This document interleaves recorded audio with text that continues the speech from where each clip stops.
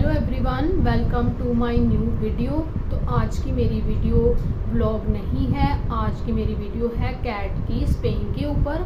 तो इस वीडियो में मैं आपको बताऊंगी कैट की स्पेइंग के बारे में डिटेल जानकारी, जिसमें कि क्या प्रोसीजर होता है कैट की स्पेइंग के लिए और कितना खर्चा आता है और कितने दिनों की केयर करनी पड़ती है कैट की और इसकी कैसे केयर करनी है और क्या क्या चीज़ें जो कि ज़रूरी चाहिए होती हैं जब आप कैट की स्पेइंग करवाओ। तो सबसे पहले स्टार्ट करते हैं, मेरे पास कितनी कैट्स हैं। तो मेरे पास 3 अडल्ट कैट हैं और 11 किटन हैं।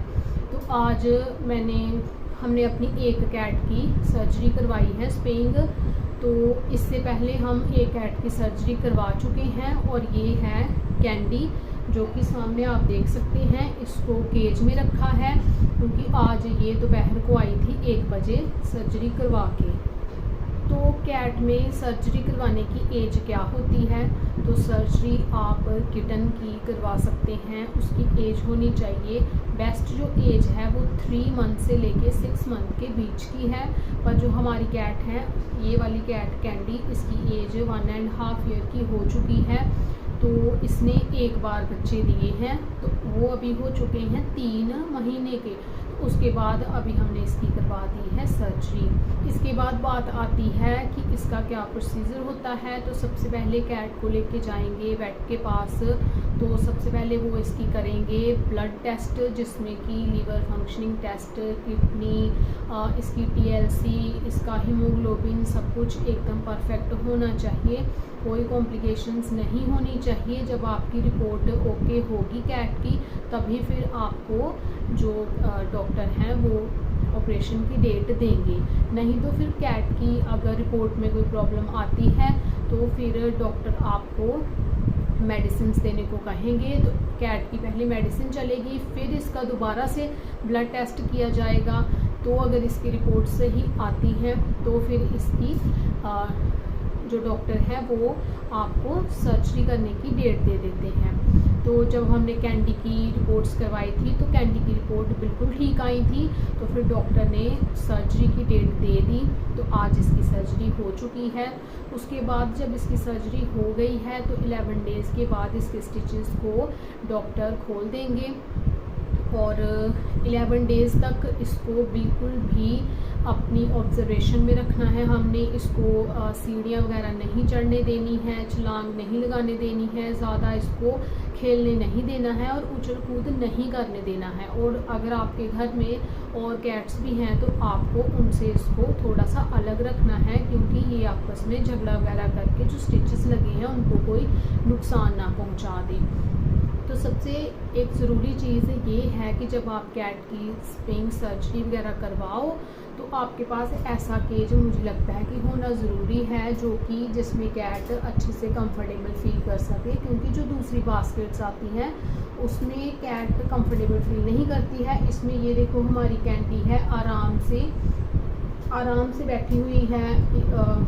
जितनी उसको स्पेस की ज़रूरत है वो उतनी स्पेस उसको ठीक है। तो जब हमने सबसे पहले अपनी कैट की सर्जरी करवाई थी ना, तो हमें बड़ी दिक्कत आई थी, क्योंकि तब मेरे पास ये नहीं था। तो फिर छोटी बास्केट में उसको रखना थोड़ा सा मुश्किल हो रहा था। तो फिर उसकी हमने पूरी रात जाकर केयर की। तो उसके बाद बात करते हैं कि कैट स्पेइंग में कितना खर्चा आता है। तो हमने अपनी कैट की स्पेइंग करवाई है गवर्नमेंट हॉस्पिटल से, वेटनरी हॉस्पिटल गवर्नमेंट हमारे पठानकोट में है, तो वहाँ से करवाई है। तो इसका सबसे पहले खर्चा जो होगा वो तो होगा जो इसके ब्लड टेस्ट होंगे।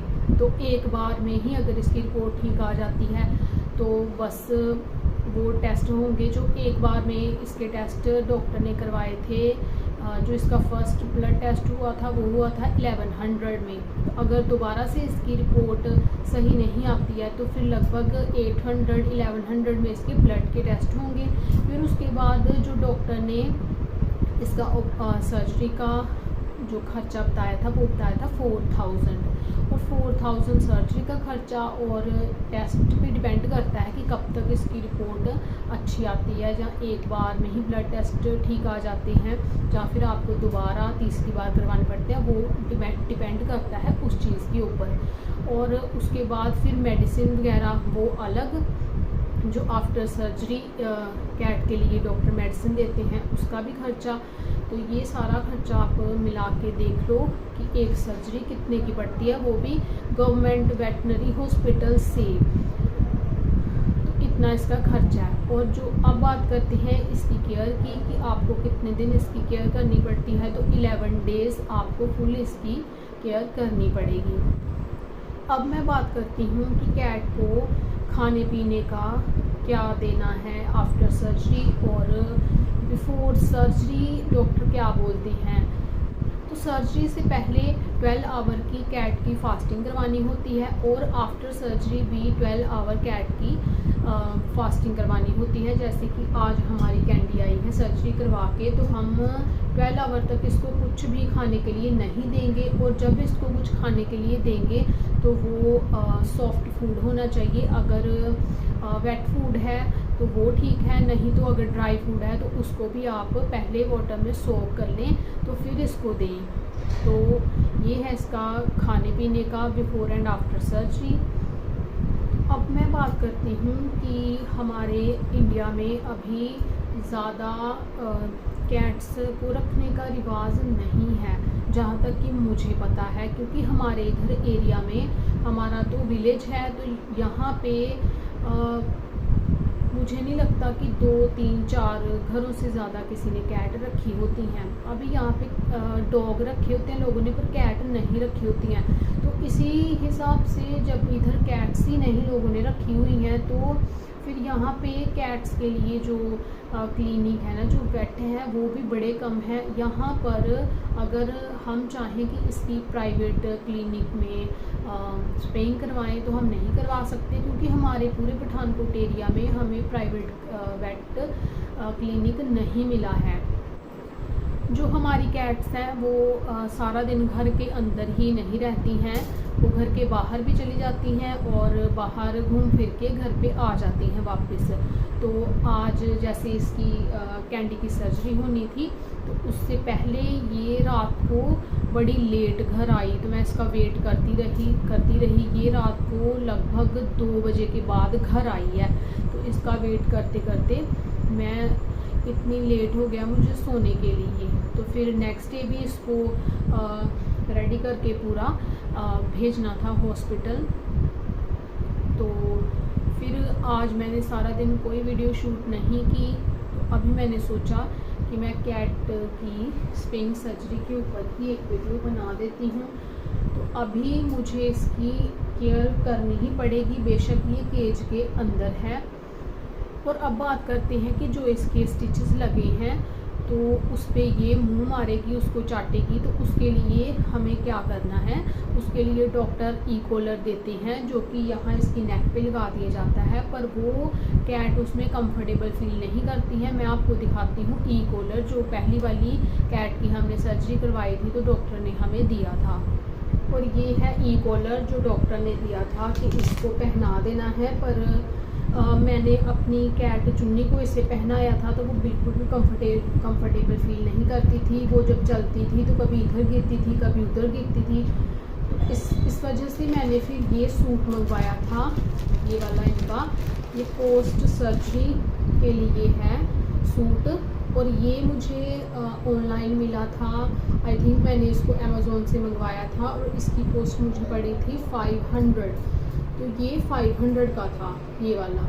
और इसका जो साइज़ था ना, वो मैंने मंगवाया था स्मॉल। मुझे लगा कि चुन्नी कैट है जो, वो हमारी थोड़ी सी वीक कैट है, कि उसके आ जाएगा, पर ये जो साइज़ है स्मॉल, ये उसके थोड़ा सा टाइट आया था। ये वाला सूट उसके आया था टाइट। तो अभी मैंने मंगवाया है सूट कैंडी के लिए अलग से, और उसका मैंने साइज़ मंगवाया है L, पर अभी वो मेरा पार्सल नहीं आया है, वो शायद कल तक आ जाए, तो उसका साइज़ L इसके आ जाएगा। पर ये है स्मॉल साइज़, तो ये थोड़ा सा इनके आया था टाइट।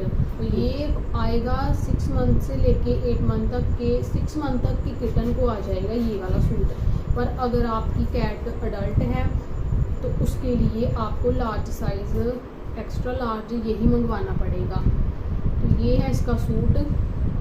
तो अभी ये साइज़ स्मॉल है, ये कैंडी को नहीं आएगा क्योंकि कैंडी तो चुन्नी से भी थोड़ी बड़ी है।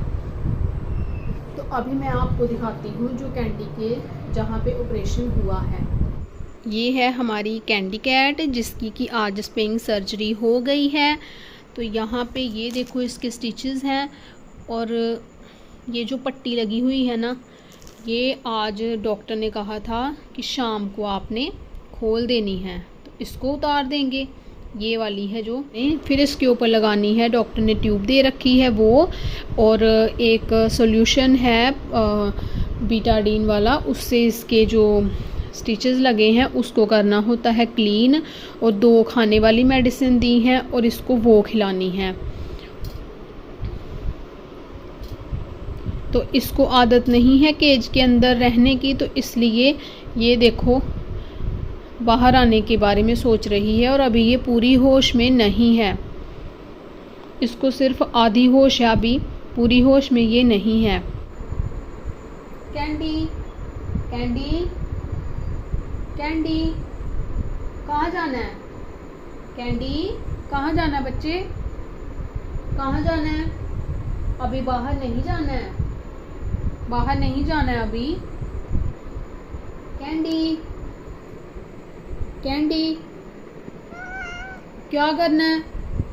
क्या करना है? बाहर जाना है?